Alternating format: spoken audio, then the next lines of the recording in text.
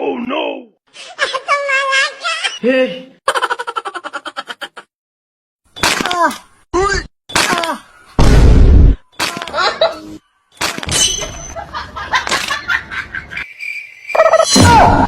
Hola, cabrón!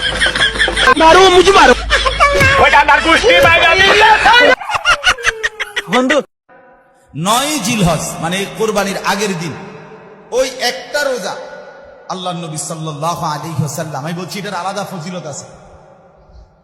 প্রত্যেকটা রোজা এমনি 9টা রোজার হিসাব হলো এক বছরের কি নেকি, রোজার সওয়াব।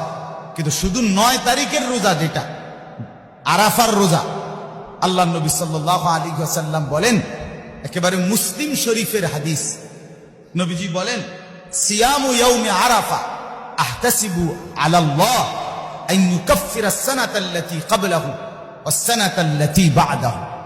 নবীজি বলেন 9 জিলহজের রোজা, আরাফার রোজা, আমি রাসূল আমার আল্লাহর কাছে আশাবাদী এই এক রোজার বরকতে আল্লাহ তাআলা আমার উম্মতের পিছনের 1 বছরের গুনাহ মাফ করে দিবেন এবং সামনের 1 বছরের গুনাহ মাফ করে দিবেন।